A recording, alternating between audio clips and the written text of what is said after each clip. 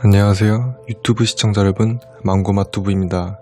며칠 전 짱구에 담긴 괴담과 룸의 영상을 올렸었는데 저작권 침해로 인해 삭제가 되었습니다. 좀 더 확인해보고 올렸어야 했는데 죄송합니다. 이번 영상은 케냐 난민이 광주 PC방에서 살인을 한 내용을 알려드리겠습니다. 2016년 3월 9일 광주광역시 북구 용봉동에 위치한 PC방에서 살인사건이 일어났습니다. 이 케냐인은 한국에 들어올 때 유네스코 국내 캠프에 단체 관광의 목적으로 3개월짜리 단기 비자를 받아서 입국했습니다. 시간이 지난 후 종교적인 이유로 난민 신청을 했었습니다. 당시 케냐 국적의 보시레 마이클 모누비는 28살의 남성이었습니다. 2016년 3월 9일 사건 당일 오전 9시경에 보시레는 광주 북구의 PC방을 찾아갔습니다.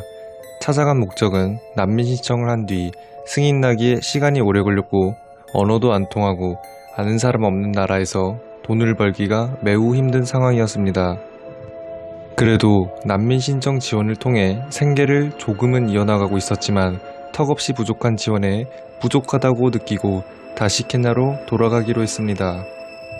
하지만 지원금은 의식주를 해결하는 곳에 다 쓰다 보니 돌아갈 비행기 값을 구하지를 못했습니다. 그렇게 돈이 급한 보시레는 범죄를 저질러서 돈을 구하기로 마음먹었고 PC방에 들어왔습니다. PC방에 오던 시간에는 사람이 많지 않았기에 보시레는 범행을 곧바로 실행했습니다. 보시레는 종업원에게 화장실이 어디냐며 물으면서 화장실 쪽으로 유인을 했습니다. 당시 종업원 김씨는 외국인이 들어와서 도움을 요청하길래 흔쾌히 화장실 쪽으로 갔습니다. 그렇게 화장실에 들어간 후 보시레는 문이 닫힘과 동시에 종업원 김씨에게 얼굴을 가격하며 폭행을 하기 시작했습니다. 무방비 상태였던 종업원은 방어조차 못하고 얻어맞고 종업원의 목을 졸랐습니다. 당시 건장한 체격을 갖고 있던 28살의 흑인이었기에 웬만한 성인도 저항하기 힘들었을 겁니다. 그렇게 종업원은 보시레의 폭행에 의해 사망하게 됩니다. 보시레는 범행 후 종업원을 확인 사살하기 위해 카운터로 가서 끓는 물이 가득 담겨있는 주전자를 갖고 와서 종업원의 얼굴에 들이부었습니다. 끓는 물을 쏟자 종업원의 얼굴은 말로 설명할 수 없을 정도였고 보시레는 다시 카운터에 가서 젓가락과 숟가락을 들고 화장실로 들어와서 종업원의 입을 열어 숟가락과 젓가락을 마구 쑤셔댔습니다. 그렇게 다시 한번 죽은 것을 확인 후에 아무 일 없다는 듯 화장실에서 나와 카운터로 향한 후 종업원의 지갑에서 돈을 꺼내서 챙겼습니다. 그때 보시레가 챙긴 돈은 약 18만원 정도였습니다. 보시레는 돈이 부족한 탓에 바로 두 번째 범행을 시도합니다. PC방에서 게임을 하고 있던 당시 21살의 박씨에게 다가갑니다. 다시 한번 화장실이 어디냐며 알려달라고 말을 했고 박씨는 대수롭지 않게 여기고 화장실로 가던 중 보시레한테서 뭔지 모를 섬뜩함을 느끼고 박씨는 발걸음을 멈췄습니다.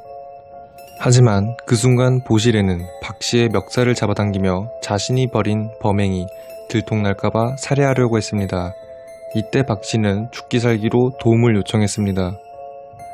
PC방에 있던 사람들 인상착의를 지목하며 신고를 해달라고 했습니다. 저기요, 모자 쓰신 분 신고 좀 해주세요. 안경 쓰신 분 신고 좀 해주세요. 이 외국인 손에서 피냄새가 난다며 신고를 해달라 했고 지목한 사람들은 핸드폰을 꺼내 신고를 하려 했지만 보시레가 그 사람들을 향해 우리는 친구라고 말을 했고 그때 사람들은 머뭇거리기만 했습니다. 보시레는 이 상황에서 박씨를 살해하기 힘들 것을 알고 박씨에게 핸드폰을 요구하게 됩니다. 핸드폰을 주게 되면 되찾을 수 없을 걸 알고 핸드폰이 없다고 했습니다. 그러나 핸드폰을 안 주면 죽여버리겠다며 협박을 했고 그러한 협박에 박씨는 핸드폰을 주었고 그 다음엔 점퍼를 내놓으라 하며 점퍼와 점퍼 안의 옷까지 요구했습니다. 그러자 박씨는 이 요구들을 거부했고 도망치려 했지만 보시레는 도망가는 박씨를 잡아서 얼굴을 3번 때린 후 점퍼를 입고 밖으로 도주를 합니다. 도주한 후 얼마 지나지 않고 보시레는 근처 대학가에서 경찰에 검거되었습니다. 검거 후 보실에는 완강히 저항을 하며 경찰서 유치장의 방탄 유리를 모두 깨부수며 난동을 부리기도 했고, 입고 있는 옷을 벗어던지고 이상한 괴성과 주문을 하듯 말을 했고, 일부러 정신 이상이 있는 척 했습니다.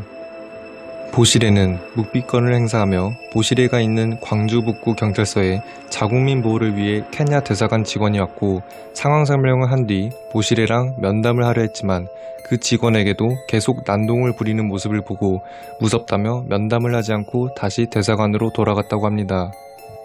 이후 보실에는 아무런 죄가 없는 사람을 단지 자신의 목적을 위해 잔인하게 살해하고 시신을 훼손하고 다른 피해자에게 범죄를 저질러서 25년형을 선고받았습니다. 검찰에서는 무기징역을 선고했지만 재판부에서는 25년을 선고했다고 합니다. 보실에는 1심에서 징역 25년을 선고받고 범행 당시 심신미약 상태였으며 환각 상태나 스스로의 판단이 아닌 어떤 다른 힘에 이끌려 범행을 했다며 주장을 하고 항소를 했지만 결과는 변하지 않고 25년을 복역 중이라고 합니다. 재판부는 보실에가 피해자를 강도 목적으로 살해한 뒤 시신에 끓는 물을 들이붓고 숟가락과 젓가락으로 사체를 훼손하는 등 죄질이 좋지 않다.